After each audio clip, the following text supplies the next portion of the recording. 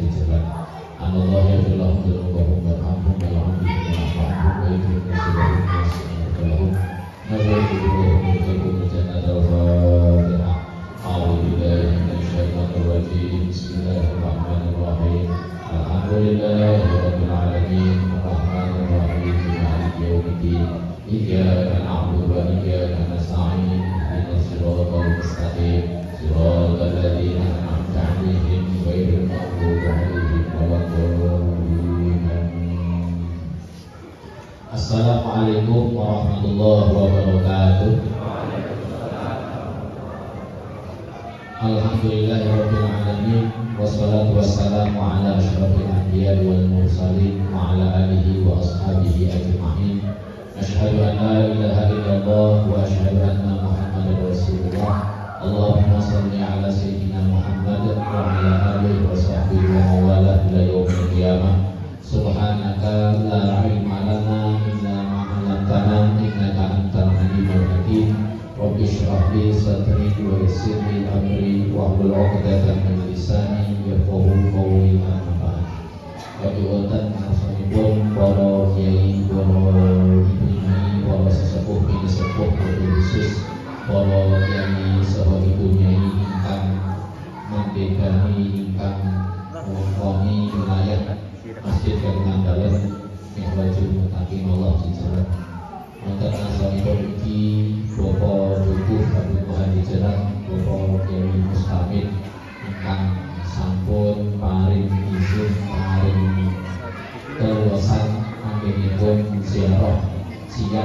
ugi Sultan menika saged lumampah kanthi lancar sehat walafiat. Mugi wonten ngasanipun Gus Purwo tadi para Gus Kiai tadi saha para kiai dipunai ingkang boten saged kasebat kabiji kala sedaya rawuh sedaya nggih. Mugi kerawuhan kula panjenengan sedaya termasuk amal ingkang gamilanken anggenipun benjang kita bakal sami niti jembatan Suratul Mustaqim. Amin ya rabbal alamin. Saderengipun menika mangke kula pintu filipun file ingkang ajeng kula presentasi sonten menika termasuk katur sedaya warga jajaran Pak Dukuh dan sedaya para juru kunci beberapa pembacaan kami atas data-data mangkok jajaran ingkang sebenarnya data-data tersebut kaserat wonten ing bukti-bukti primer berupa serat-seratan termasuk babat, termasuk serat salah selah, termasuk kekancingan. Sehingga dulu kita alhamdulillah pun melebet mangkok jajaran tahun 2006. Nalika gempa Jogja, kula alhamdulillah riyen dilantik dados relawan gempa. Kula riyen nate tidur setiap malam di serambi masjid ini karena tidak boleh tidur di dalam, karena di dalam hancur lebur, kata boleh tidur hancur lebur yang mboten saged istirahat, sehingga tidur di emperan masjid setiap malam. Besoknya kerja bakti, malam kerja bakti, besoknya kerja bakti. Jadi saya ketemu makam Mbah Rian itu tahun 2000. Nah waktu itu masih banyak pohon, diantaranya pohon gendong. Yang bahkan itu ada pohon gendong tinggi besar, yang karena itu dulu menurut warga sini yang dulu Pak Dukuhnya Pak Kaji Ridwan 2006. Jawa Ridwan, Pak Jawa Ridwan. Itu dikatakan makam itu makam terah keraton. Karena waktu itu bertahun-tahun. Kemudian setelah sebulan kami selesai menjadi relawan gempa di sini, beberapa kali saya sempat sholat ke makam Mbah dan makam para pendahulu yang lain, termasuk kula nanti Pak Suratso Sudarman yang juru kunci ini. Langsung aja babakan siapa saja yang dimakamkan. Waktu itu saya manggihi Pak Suratso Sudarman. Waktu itu beliau belum pendengarannya saat itu demikian. Waktu itu masih gampang menjawab, Mbak ini sinten Mbak, terus catat ini sinten, catat ini sinten, catat. Jadi memang makam itu ada datanya, hanya saja memang karena juru kuncinya waktu itu sampai hari ini juga hanya satu orang, Pak Suratso Sudarman, sehingga tidak banyak yang tahu dan beliau juga tidak setiap hari sampai di sini ya, Pak. Dan alhamdulillah setelah tahu nama-nama itu akhirnya melacak ke serat-serat, babat-babat, ketemu jalur susun jalurnya bahwa beliau-beliau ini semuanya adalah orang-orang penting dalam pembangunan kerajaan Mataram Islam sampai dengan keraton Ngayogyakarta Hadiningrat. Jadi sejak era Sultan Agung di Kerto di sini, dari sini sekitar 1 km kurang, kemudian Kartosuro Amangkurat 2 sampai dengan PB 2 itu termasuk nanti Mbah Rojo Niti adalah orang-orang yang nyuwito ke Kartosuro. Jadi beliau nyuwito ke Amangkurat 2, Amangkurat 3 sampai Amangkurat 4 dan PB 1, PB 2. Nah nanti kita akan baca lihat asal usul susun galur sadar itu mulai nyuwun izin takjumnya nggih Bapak Ibu nggih. Yang ngapunten pilih kaos hidup kirang sopan maupun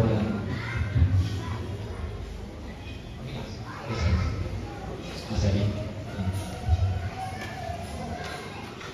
Nah ini lokasi Jejeran ini strategis karena ini dulu zaman Sultan Agung di Keraton Kerto ini masuk Ndero Beteng. Makanya sebenarnya asal gedung ya Pak dulu.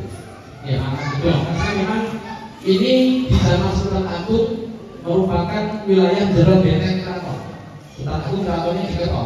Ini Pak dengan mau ke sana itu ada makam Mbah Kiai Kategan, itu penghulunya Sultan Agung ini. Nah, beliau masuk wilayah ini wilayah Ndero Beteng. Kira-kira kalau sekarang di keraton itu ya dalam di keraton tempatnya Denpasar itu lah kira-kira. Jadi dengan demikian ini merupakan wilayah penting pada ibu kota Mataram Islam pada zaman Sultan Agung 1613 sampai 1645.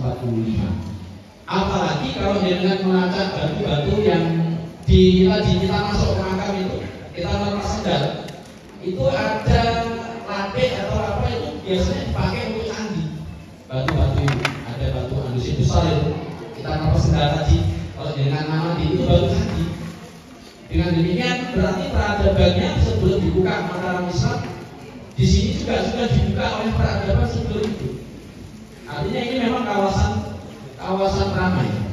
Apalagi pinggir kali ini kali Code. Kali Code ini Pak. Dengan wetan ini kali oke, Gajah sebelah sana. Jadi dengan demikian di mana ada transportasi sungai itu berarti ada peradaban besar. Makanya tadi kalau dengan tadi saya menyampaikan masuk ke makam tadi ada batu saksi yang mengamati. Oke Mas, geser lagi. Nah kalau yang masjid sejak B3 geser lagi Mas. Ya, ini terus ini bisa dicari di mana aja. Nah ini amalia-amalia yang bagi saya jajaran ini istimewa. Karena pertama setiap Jumat itu yang azan 5 orang berdiri ya, 5 orang sami gimana mengumandangkan azan, dan ini amalia para ulama Mataram Islam sejak zaman Sultan Agung. Azan 5 orang berdiri, semuanya serentak mengumandangkan Allah Akbar. Itu kalau orang tua dulu mengatakan azan tertulak bala. Kenapa 5 berdiri? Karena kiblat apa kalimat panjat. Nah yang 4 itu mengazani setiap arah mata angin supaya balak bencana dan azan-azan Allah itu pergi. Nah yang satu lagi yang pancar itu mendoakan yang dari tengah supaya tidak terjadi balak bencana. Maka saya sejak dulu kalau Jumatan di sini senang karena apa, menyaksikan ada orang berdiri azan 5 pakaian putih, pakai sorban atau pecinan biasa. Karena sorban biasa. Itu memandangkan azan baru. Kalau di masjid kita rasa Gunung Jati itu 7, kalau di sini 5. Selain di sini ada di Kerapiak Lor itu 5. Di Nanggulan Nanggulan, Kauman Nanggulan 5. Dan kalau bisa masjid-masjid panjenengan nanti azan minimal lebih dari 1. Ini menghidupkan kembali amalia para ulama Mataram. Di mana setiap Jumat itu yang azan berdiri. Nah, pihak luar itu pernah dulu sepakat dari 5 orang hanya menjadi 1 saja yang azan. Setelah disepakati, setelah azan yang 1 orang itu sambut. Orang Pak sombong. Makanya itu ini tenang. Maka saya senang dulu kalau Jumatan di sini azannya 5, khutbahnya hilang. Dia nggak tunggu ya. 5 menit takut. Maksudnya lama.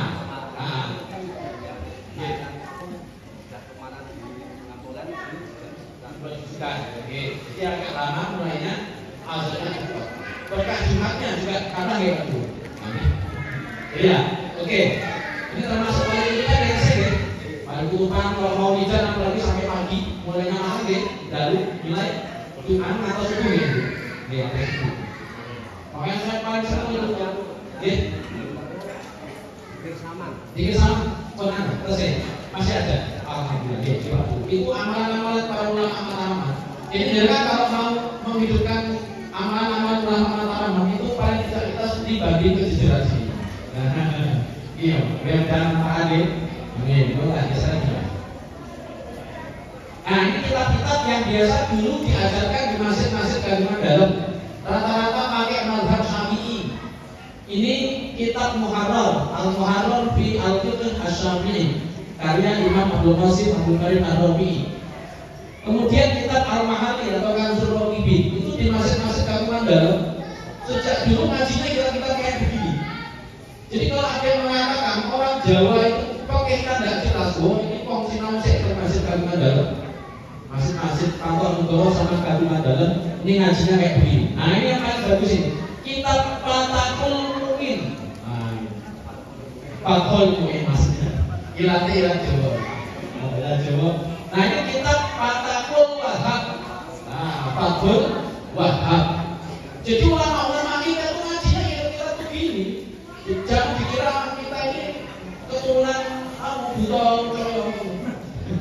Bukan. Ini ulama-ulama para mbah-mbah kita, ulama-ulama kayak kita ngajinya kita begini. Belum kitab-kitab yang dipunangi para ulama-ulama setempat. Misalnya Mbah Nawawi juga kan nanti kitab gitu. Mbah Nawawi, Mbah Muhyidd juga nanti kitab gitu. Jadi sudah tahu itu. Nah, itu tradisi kayak begitu, tradisi ulama-ulama. Kalau misalnya panjenengan kita semuanya yang paling nggak punya satu kitab. Kalau kitab bicaranya rumah bojo kan itu begini. Bisa mas. Nah ini belum waktu saya kawan belum ada buku ini. Belum ada ini. 2000 G. Nama. Pak Muhyidd yang ngasih nama. G. G. Oh. Hitungannya apa jadul? 1412 Hijriah. Oh, oke. Pak Muhyidd yang ngasih. Ya, saya sekarang jadi tahu. Namanya bagus sekali, bagi mas. Nah ini, bisa mas.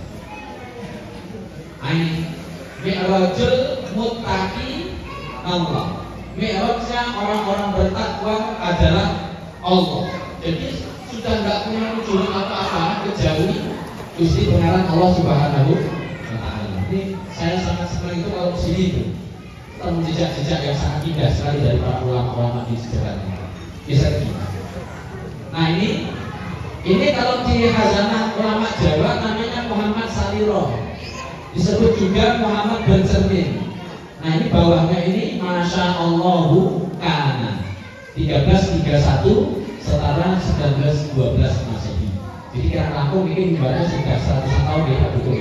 Nah ini. Nah kaligrafi ini di makam-makam kalau dengan ziarah ke makam-makam orang itu jadi banyak kaligrafi Muhammad Saliro. Ini namanya Muhammad Saliro. Di Cirebon juga banyak seperti itu. Oke, geser mas.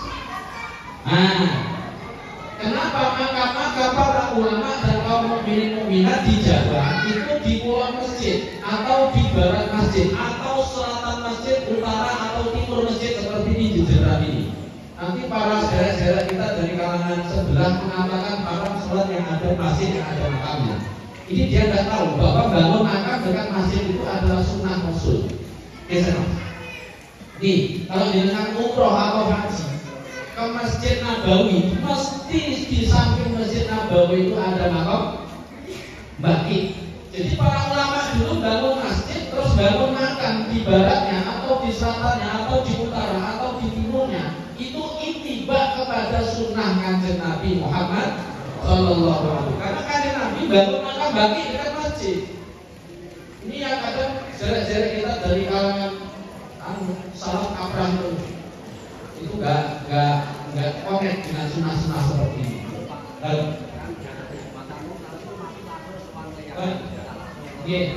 Tambahnya Pak Usman. Oh ya. Itu di mobil juga ada. Jadi habis Jumatan ada ziarah ke makam mbah-mbahnya. Biasanya malah mengatakan Quran. Mengatakan Quran, nanti Qurannya ada sendiri. Nanti kapan kita bicara Qurannya ulama mengatakan itu full ada qiraat sab'ahnya. Itu di mobil saya ketemu itu. Quran ulama kita dari Pakubono Ratu Pembalik binti PB7. Itu Qurannya isinya qiraat sab'ah. Yang bangsa Wadduha dari Wadduha itu orang Jawa sejak dulu dan belajar kayak begitu. Jangan mengira itu cuma orang Arab aja, bukan. Orang Jawa yang kenal memang. Bisa lagi mas. Nah ini makam-makam di barat masjid tadi ya. Ini merupakan bagian dari sunnah kanjeng Nabi. Bisa lagi. Nah ini kayak jejak dulu sekaligus mertua Sultan Agung cikal bakal wilayah Jejer. Nah Mbah Jejer ini kalau di dalam seratan-seratan kino di dalam peradaban Mataram disebut dengan mukmin kas. Mukmin kas itu kalau bahasa kita yang pasti itu mukmin kos. Itu Mbah Jejer. Setahu saya selama murid-murid silsilah para ulama, para ratu di tanah Jawa yang punya julukan mukmin kas itu baru ada, saya baru ketemu 3. Nah salah satunya Mbah Jejer yang punya julukan mukmin kas. Apa itu mukmin kas dalam khazanah Mataram Islam itu ada lagi klasifikasinya. Suatu ketika nanti kita bicara. Geser lagi. Ini makam Nyai Adipati Singoranu. Singoranu Nitian.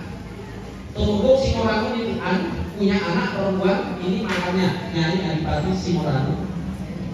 Beliau dinikahkan dengan Kiai Bagus Sangat. Kiai Bagus Sangat itu anaknya Kiai Jejer. Jadi Kiai Jejer punya anak Ki Bagus Sangat. Ki Bagus Sangat dinikahkan dengan anaknya Tumenggung Singoranu, yang nanti setelah nikah Ki Bagus Sangat menggantikan mertuanya Tumenggung Singoranu menjadi patihnya Sultan Agung yang ketiga, yang juga nunggak semi nama Tumenggung Singoranu. Jadi beliau dikasih nama Adipati Singoranu, sehingga beliau nanti disebut Nyai Adipati Singoranu. Berarti ini cucu mantunya Kiai Jejer. Makanya ada di dua ini, pada dari sini dua dari kita, dua cukup dan sebelah. Nanti setelah ini jangan mau jalan lagi mau pilih satu-satu. Ini Nyai Adipati Singoranu. Geser mas. Tumenggung Singoranu menikah dengan Nyai Singoranu. Nyai Singoranu adalah anak Tumenggung Mondoroko atau Patih Sidorejo, patih pertama Sultan Agung sebelum Keto. Tumenggung Mondoroko adalah anak Pangeran Juru Wiroprobo bin Kiai Juru Mertani. Jadi Tumenggung Mondoroko itu adalah kakaknya Kiai Jejer. Tumenggung Mondoroko punya anak perempuan dinikahi Tumenggung Singoranu. Dari pernikahan ini lahirlah seorang perempuan yang dinikahkan dengan anaknya Kiai Jejer. Jadi, Pak saya menambahin dalam namanya kromo nak deret. Jadi kawin-kawin antar ponakan, cucu, ipar, pokoknya bicaranya dikawinkan satu sama lain untuk mempererat persaudaraan. Nah, pernikahan ini melahirkan satu anak perempuan. Itulah nanti yang dinikahi oleh Kiai Bagus Sangat bin Kiai Jejer. Kiai Bagus Sangat menggantikan mertuanya menjadi patih ketiga Sultan Agung, dan nunggak semi nama mertuanya biasa disebut Adipati Singoranu. Makamnya berada di Pacitan. Jadi Adipati Singoranu yang di Pacitan, istrinya di sini yang tadi. Oke, bisa lagi mas. Nah, ini kriteria tadi kita ada yang dibahas masih ya tadi. Kemudian beberapa yang dibagi dua biar yang merata. Mbah Kion geser mas. Ini Mbah Kion di baratnya cukup Nyai Adipati Singoranu. Geser lagi. Oke, ini dia. Silsilah Mbah Kion. Sunan ini data dari Solo. Ini saya dapat data dari silsilah Solo ini. Sunan Nadipolo atau Syekh Maulana Maghribi atau Sunan Gresik. Ini beda sama Sunan Gresik yang Maulana Ibrahim beda. Punya anak Kiai Ageng Nerang 1, punya anak Kiai Ageng Nerang 2 atau Kiai Bodo Pajang, makamnya di Laweyan. Punya anak Kiai Ageng Nerang 3 atau Ki Buyut Pati. Punya anak Kiai Ageng Penjawi, salah satu pendiri Malang Islam. Tadi panjenengan ziarah ke Giri, Kiai Ageng Giri, Kiai Penjawi sama Kiai Ageng Pamanahan. Kiai Ageng Penjawi punya anak Adipati Pragolapati 1. Adipati Pragolapati 1 punya anak Adipati Pragolapati 2. Nah, Adipati Pragolapati 2 ini punya anak Kiai Kriyan, atau di dalam salah sejarah disebut dengan nama Bagus Joko Kriyo atau Kiai Kriyan. Nah, ini silsilahnya begini. Ini nanti panjenengan mau baca, saya sharing kayaknya semuanya gampang. Oke, bisa terima. Nah, jadi Ki Bagus Joko Kriyo ini dari istri mantan-nya Adipati Pragolapati 2. Setelah Babat Pati, Bedahit Pati, perkirakan 26 Juni 1627, waktu itu Bagus Joko Kriyo masih kecil, lalu ia dibawa mengungsi oleh Kiai Suro Manujoyo ke arah Jawa Timur, diantaranya ke Belambangan. Ketika sudah mencapai usia remaja, Mbah Kriyan dibawa ke Jejeran oleh Kiai Suro Manujoyo tadi, lalu diangkat sebagai anak oleh Kiai Jejer, lalu disolatkan dan lantas nyuwito kepada Sultan Agung. Nah, ketika sudah dewasa dinikahkan dengan cucu Kiai Jejer. Ia menurunkan banyak ulama dan pembesar tantah Mataram Islam, semuanya dimakamkan di Jejeran. Oke mas, geser. Siapakah cucu Kiai Jejer yang menikah dengan Kiai Kriyan? Nih, Ki Bagus Sana nikah dengan Nyai Adipati Singo Ranu, melahirkan Nyai Ageng Krian. Jadi Mbah Jejer punya anak Ki Bagus Sana dinikahkan dengan anaknya Tumenggung Singo Ranu. Lahirlah seorang anak perempuan yang itu dinikahkan dengan Kiai Krian. Jadi Nyai Ageng Krian itu adalah cucunya Kiai Jejer dan juga cucunya Tumenggung Singo Ranu Nitian. Jadi makam ini kaitannya dengan Nitian, Nitian kaitannya dengan sini. Nah, dengan demikian seluruh keturunan Kiai Ageng Krian adalah keturunan Kiai Jejer dan Tumenggung Singo Ranu. Lebih ke atas lagi, para sesepuh yang dimakamkan di Jejeran itu semuanya adalah para Sayyid Trasunan Giri, Trasunan Ngadipolo atau Sayyid Maulana Maghribi, sekaligus para Rohadian atau Raden Prabrawijaya. Karena bagi Ageng tadi itu Sayyid Maulana Maghribi. Kemudian Tumenggung Singo Ranu ke atas itu ke Raden Tatang, kalau ke atas nanti ke Brawijaya, kalau lewat jalur putri ke pada Sunan Ampel. Jadi anak-anak turunnya adalah Sayyid semua, termasuk yang dimakamkan di Jejeran. Mbah Jejer juga termasuk Pragiri, Banjar, Kakung itu Pembasuhan. Jadi Mbah Jejer itu Sayyid jelas. Dengan demikian anaknya Mbah Jejer itu Sayyid, cucunya yo Sayyid juga. Berarti semua yang dimakamkan di Jejeran Sayyid sedangkan. Betapa mulianya tanah yang kita injak pada sore hari. Kata Gunawan Biosdi Al-Qadha.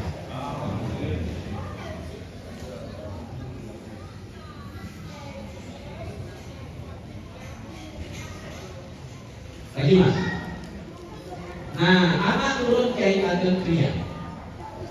Nah, ada beberapa yang tercatat di beberapa silsilah kekajian, ada yang tidak tercatat di silsilah, tapi di kekajian ada. Jadi kami menghimpun yang dari silsilah saja. Nah, di sini ada yang dimakamkan Kiai Joyotuno, Kiai Mayotuno atau Kiai Rojo Menggolo. Makamnya Tengkilan Pasarian itu Mbah Krian tadi. Nah, Kiai Demang Puswotuno yang kelima ini atau Demang Jayawinoto mengabdi kepada Sunan Amangkurat Agung atau Amangkurat I, lalu ikut mempertahankan predat dari Sedua Trunojoyo. Jadi anak-anaknya Mbah Krian itu ikut mempertahankan keraton predat Amangkurat I dari Sedua Trunojoyo. Itu siapa? Demang Jayawinoto yang nanti mendapat gelar Tumenggung Gajah Mada ataupun Tumenggung Gajah Gede. Geser mas. Tumenggung Jayawinoto atau Gajah Mada, Gajah Gede berputra di antaranya ini Tumenggung Puswotuno atau yang disebut dengan Tumenggung Gajah Cilik juga dimakamkan di Jejeran. Jadi Gajah Mada tadi di Jejeran, Gajah Cilik juga di Jejeran. Pertanyaannya di manakah makamnya? Kalau tidak ada catatannya, kami memperkirakan seperti ini. Perkiraan dia ya Pak Duduk, ini perkiraan dia. Oke, bisa mas. Nah, di dalam cukup makam Mbah Kiai Krian itu ada dua makam berpasangan. Ini pasangannya ini pasangannya ini. Dua anak Mbah Krian tadi itu, anak cucu Gajah Permodal dan Gajah Cilik. Perkiraan kami dimakamkan di dalam cukup ini. Karena dulu waktu saya langsung kawin dengan Mbah Jurakso Sudarman sebagai juru kunci, beliau juga tidak berani memastikan yang sebelah mana. Kemudian ketika kami perkirakan ada di mana sebenarnya, karena biasanya anak makamnya didekatkan dengan bapak, anak makamnya didekatkan dengan simbah, putu dengan simbah. Itu paugeran pemakaman di Jawa seperti itu. Ini dua ini perkiraan kami adalah Tumenggung Gajah Permodo di antara dua ini dan Tumenggung Gajah Cilik, cucu apa putra dan cucunya Mbah Krian. Ini ada alasan-alasannya di sini kenapa namanya. Tentu kalau dikaji lagi akan lebih besar. Ini hanya asumsi sementara demikian. Bisa mas. Nah ini yang di dalam cukup ini. Nah ini kalau ini aku saya tanya ke Murah Kiai Krian yang makamnya, yang rumahnya di Nawen Magelang. Jadi saya mendatangi para perantara itu langsung orangnya, alamatnya di mana, tak datangi, tanya data-data itu. Hanya untuk mempelajari makam Mbah Jejer. Hanya untuk alam barokah makam para pendahulu Mataram Besar. Pengawen tak datangi. Kebetulan namanya sama dengan nama salah seorang penggawa Jejeran, Pak Handono. Nama terakhirnya itu juga Pak Sri Handono. Sama nama. Nah ini Kiai Joyotuno, satu satu. Kiai Jayapurno tadi siapa? Anaknya Mbah Krian. Makamnya persis di Wetan Mbah Krian, cukupnya. Nah kalau yang ini istrinya, ini cukupnya ini tidak diantar lagi. Ini Kiai Jayapurno satu. Kami tanya ke terahnya Mbah Krian yang tinggal di area Magelang. Oke mas, geser. Nah ini anak-anak Tumenggung Jayawinata atau Gajah Cilik punya anak Tumenggung Rojo Waniti. Kalau di sini disebut dengan Rojo Niti. Terus saya Pak Dwi, Rojo Niti. Tumenggung Rojo Niti sejak kecil tidak pernah bisa dengan ayahnya Tumenggung Gajah Cilik. Kirong putra Kirong Dewanapati Bupati Kebenaran. Tumang Jayawinata yang kedua atau Adipati Jadikan satu yang pas di selatan Mitra. Ya, bisa mas. Nah ini Rojo Menggolo bin Kiai Ageng Krian. Ini makamnya Mbak Rojo Menggolo bin Kiai Ageng Krian. Di baratnya Mbak Krian ini. Bisa lagi mas. Nah ini yang terang Rojo Niti di sini. Kiai Rojo Niti itu yang paling Rojo tinggi besar. Beliau hidupnya masa Amamurat 3, Amamurat 4 sampai BB1 BB2. Bisa mas. Nah ini ada beberapa nama yang di dalam itu Pak Dulu. Raden Nyai Jayawinata Garwa. Ini bacanya ini karena asalnya nggak bisa dibaca waktu itu. Dapat Garwa Kowo atau Kewok. Kewok ya Pak. Nah Kewok itu maknanya itu kalau dereng seperti itu. Kewok atau Tua monggo nanti kalau ketemu mohon kita sama-sama mengkaji. Sama-sama. Kemudian ada nanti namanya Raden Ngabehi Puspawijaya, Raden Panji Jaya Pernoto, Raden Ngabehi Kertorejo dan Raden Nganten Jaya Minerso. Itu di dalam cukup Rojo Niti. Oke mas. Tumenggung Rojo Niti itu adalah saudara kandungnya Adipati Jayawinata satu. Jadi Rojo Niti yang di Kulon itu bersaudara dengan Adipati Jayawinata satu yang di Wetan. Oke, bisa lagi. Ini Kiai Buyut Truno atau Kiai Jaya Truno ketiga. Ini makamnya di Kulon Kulon Jayawinata nih Pak Ibu. Mau terkait di sini. Singkat, sampaikan singkat nih. Kiai Buyut Truno. Ini Jaya Truno ketiga. Ini saya juga dapat dari tahlilan, dari tahlilan. Bisa Pak. Nah, ini orang penting dalam pembangunan Keraton Yogyakarta. Adipati Jayawinata satu atau disebut juga Tumenggung Jayawinata Gajah Terno. Gajah Terno jadi bapaknya Gajah Cilik, Gajah Permodo, bapaknya Gajah Permodo Kiai Krian. Makanya pas di barat di selatan Mihrab sini. Oke, mas. Siapa beliau? Ini sejarahnya. Ikut Sunan Kuning kemudian mendapat nama Adipati Surodiningrat dalam beda pecinan. Setelah perang pecinan, Karno Solo ia ikut Sunan BB2. Jadi Mbak Jayawinata ini pernah ikut BB2, lalu mendapat nama Tumenggung Jayawinata. Bersama Pangeran Mangkubumi Miklat menjadi Sultan BB1 keluar dari Karno Solo, ikut diplomasi dengan VOC. Jadi itu ceritanya Pangeran Mangkubumi diplomasi dengan VOC di perdagangan Pulau-Dadi 7 orang, pakai jubah, pakai udeng dan keris 2 di sini. Jadi pakaian perangnya di Ponorogo itu merupakan pakaian sabilillahnya Sultan HP1. Dipaham itu? Keris di sini, Ponorogo kan 1. HP1 ketika ini saya baca di buku Jakarta di bawah Pangeran Mangkubumi karena nanti kan itu diceritakan HP1 diplomasi di perdagangan sama VOC pakai jubah, jaliknya jalik batik, kemudian pakai udang putih, kerisnya 2 di sini. Jadi sabilillah. Untungnya ini nggak perang, jadi saya belum nggak perlu pakai kayak gitu. Yang sah. Tadi Pak Dewa mengatakan di Ponorogo pakai jubah itu buatan orang muda. Itu memang pakaiannya sabilillahnya Mataram. Pakaian sabilillah Mataram kayak gitu. Jadi ada hal dalam sejarah yang kita harus terima karena faktanya ada. Nggak boleh dinafikan. Nah, setelah Keraton Yogyakarta ini dia yang paling penting ini. Mbah Jayawinata satu ini adalah orang yang mengecek kondisi keraton Aceh. Lokasi yang sekarang dibangun keraton, Awas Padingan, yang sekarang ada keraton itu dulu yang uji kelayakan dan kepatutan atau kalau bahasa sekarang fit and proper test itu adalah Tumenggung Temenggung Jayawinoto atau Adipati Jaya Ningrat pertama yang makamnya persis di selatan mihran Masjid Rasul Mutakin. Jadi ini orang penting dalam keraton Yogyakarta. Makanya makam tersebut itu bagian dari sejarah untuk anak cucu kita.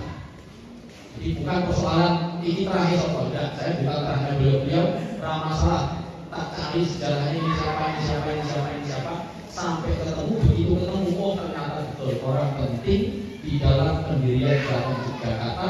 Lokasinya itu yang survei beliau. Kalau beliau kaki keratonnya nggak di situ. Kalau beliau kaki ya Pangeran Mangkubumi yang bisa terjawis bangun. Itu orangnya adalah cucunya Mbak Kyai Krian. Jadi hari ini kita menapaktirasi orang-orang yang berpengaruh besar sejak mataram Islam Sultan Agung sampai Sultan Hamengkubuwono pertama. Alhamdulillah. Geser. Nah ini saya dapat juga dari Mbak Krian ini Kiai Jayatruno yang kedua. Kalau Buyut Truno tadi kan yang ketiga. Nah ini yang besar ini Kiai Jayatruno yang kedua. Yang satu cukup dengan Jayawinoto. Dulu sempat Kambur Anwin betul ya? Munggur Kambur Anwin betul.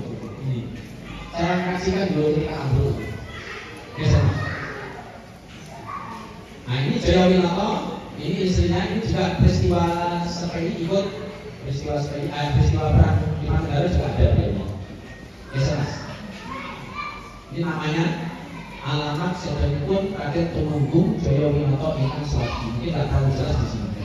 Alamat sebenarnya Raden Tumenggung Jayawinoto ingkang Swati. Bisa mas. Nah ini etis mau dilihat sejarahnya kalian sudah tahu. Ini di sekelilingnya berisi amalan ulama-ulama Mataram. 1 ayat 15. Saya sudah baca ini dulunya ini tak salin dan sudah saya berikan keterangannya. Ini aman di makam Simbah dengan kalau saya baca ini aja. Kalau itu pak baca yang dibaca aja. Ini isinya 1 ayat 15, 2 doa nur 2